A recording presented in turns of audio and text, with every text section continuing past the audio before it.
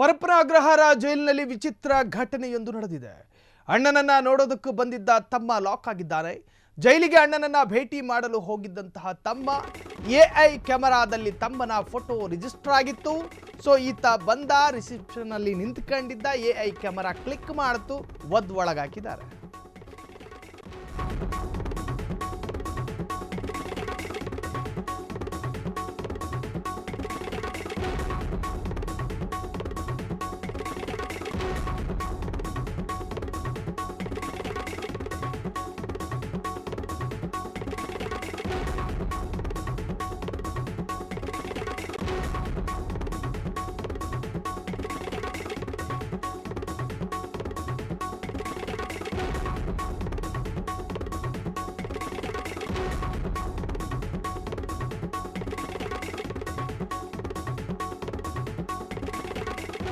ಪರಪ್ಪನ ಅಗ್ರಹಾರ ಛಾಪಾ ಕಾಗದ ಹಗರಣದ ಅಪರಾಧಿಗಳಿಂದ ಹಿಡಿದು ತಂತಿ ಬೇಲಿ ಕದ್ದಂತಹ ಆರೋಪಿಗಳು ಕೂಡ ಇದ್ದು ಎದ್ದು ಬಂದಂತಹ ಒಂದು ಜೈಲು.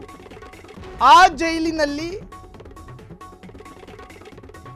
ಇವತ್ತೇನು ತಮ್ಮ ಲಾಕ್ ಆಗಿದ್ದಾನೆ ಅಂತ ಹೇಳಲಾಗ್ತಾ ಇದೆಯಲ್ಲ, ಆ ತಮ್ಮನ ಅಣ್ಣ ಒಂದು ಫೋರ್ಜರಿ ಅಥವಾ ಡಕಾಯಿತಿ ಕೇಸ್ನಲ್ಲಿ ಒಳಗಿದ್ದ. ಆತನನ್ನ ನೋಡೋದಕ್ಕೆ ಬರ್ತಾ ಇದ್ದಂತಹ ತಮ್ಮ ಒಂದೆರಡು ಸತಿ ಬಂದು ಎಸ್ಕೇಪ್ ಆಗಿದ್ದ ಆತ. ಆದರೆ ಈಗ ಈ ಎಐ ಕ್ಯಾಮೆರಾ ಎನ್ನುವಂತಹದ್ದು ಎಲ್ಲ ಜೈಲಲ್ಲೂ ಕೂಡ ಅಪ್ಡೇಟ್ ಆಗಿದೆ. ಅದನ್ನ ಈಗಾಗಲೇ ಅಪ್ಗ್ರೇಡ್ ಮಾಡಿರ್ತಾರೆ ಜೈಲುಗಳಲ್ಲಿ. ಸೊ ಅದರಂತೆಯೇ ಈಗ ಒಂದು ಡಕಾಯಿತಿ ಕೇಸು, ಒಂದು ಅಟ್ರಾಸಿಟಿ ಕೇಸು, ಆ ಕೇಸಿಗೆ ಸಂಬಂಧಪಟ್ಟಂತ ಅಕ್ಯೂಸ್ಡ್ ಅರ್ಥಾತ್ ಆರೋಪಿ, ಆ ಆರೋಪಿಯನ್ನ ಆರ್ಟಿಫಿಷಿಯಲ್ ಇಂಟೆಲಿಜೆನ್ಸ್ ಕ್ಯಾಮೆರಾದಲ್ಲಿ ರಿಜಿಸ್ಟರ್ ಮಾಡ್ಕೋತಾರೆ.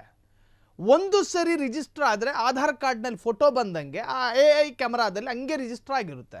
ಇನ್ನು ನೀವು ಯಾವುದೇ ಸಂದರ್ಭ ಈ ಎಐ ಕ್ಯಾಮೆರಾದಲ್ಲಿ ಸಿಕ್ಕಾಕೊಂಡ್ರೆ ಇವನೇ ಇಂತಹದ್ದೇ ಪ್ರಕರಣದ ಆರೋಪಿ, ಇಷ್ಟು ವರ್ಷ ಜೈಲು, ಎಲ್ಲವೂ ಬಂದ್ಬಿಡುತ್ತೆ. ಸೊ ಅಣ್ಣ ಹೆಂಗವನೇ ಅಂಥೇಳಿ ನೋಡೋದಕ್ಕೆ ತಮ್ಮ ಬಂದಿದ್ನೇನೋ ಪಾಪ. 2 ಸತಿ ಎಸ್ಕೇಪ್ ಆಗಿದ್ದ, 3ನೇ ಸತಿನೂ ಇತ್ಲು ಬಾಗಿಲಿಂದ ಹೋಗಬಹುದು ಅಂತ ಅನ್ಕೊಂಡು ಗ್ರಾಚಾರ ಕೆಟ್ಟು ಬಂದಿದ್ದ. ಕೈಯಲ್ಲೊಂದು ಟಿಫಿನ್ ಬಾಕ್ಸು ಇತ್ತು, ಪಲಾವ್ ಕೊಟ್ಟು ಹೋಗೋಣ ಅಂತ ಬಂದಿದ್ದ ತಮ್ಮ ಎಐ ಕ್ಯಾಮರಾಗೆ ಸೆರೆಯಾದ. ಅದಾದ ನಂತರ ಅದು ಸೈರನ್ ಕೊಡುತ್ತೆ, ಸ್ವಾಭಾವಿಕ. ಅದು ಎಐ ಕ್ಯಾಮರಾದಲ್ಲಿ ಒಂದು ಫೋಟೋ ಕ್ಲಿಕ್ ಆದ ತಕ್ಷಣ ಆತನ ಫೋಟೋ ಅಲ್ಲಿ ಡಿಸ್ಪ್ಲೇ ಆಗುತ್ತೆ. ಈ ಥರದ ಡಕಾಯಿತಿ ಕೇಸ್ ಈತನ ಮೇಲಿದೆ ಅಂತೇಳಿ ಡಿಸ್ಪ್ಲೇ ಆಯಿತು. ಇನ್ನು ಪರಪ್ಪನ ಅಗ್ರಹಾರದವರು ಯಾವಾಗ ಕೆಲಸ ಮಾಡದೇ ಇದ್ದರೂ ಸೈರನ್ ಬಂದಾಗ ಮಾಡ್ತಾರೆ. ಸೊ ಸೈರನ್ ಬಂತು ತಕ್ಷಣ ಅಲರ್ಟ್ ಆದರು ಉಳಿದಂಥ ಅಧಿಕಾರಿಗಳು. ಈತನನ್ನು ಕೂಡ ಹಳೆಯ ಪ್ರಕರಣದಲ್ಲಿ ಒಳಗಾಕಿದ್ದಾರೆ. ಅದರ ಅರ್ಥ ಜೈಲಿಗೆ ಮತ್ತೆ ಹಾಕಬೇಕು ಅಂತಲ್ಲ, ಮತ್ತೆ ಅವರು ನ್ಯಾಯಾಧೀಶರ ಮುಂದೆ ಹಾಜರುಪಡಿಸಬೇಕು.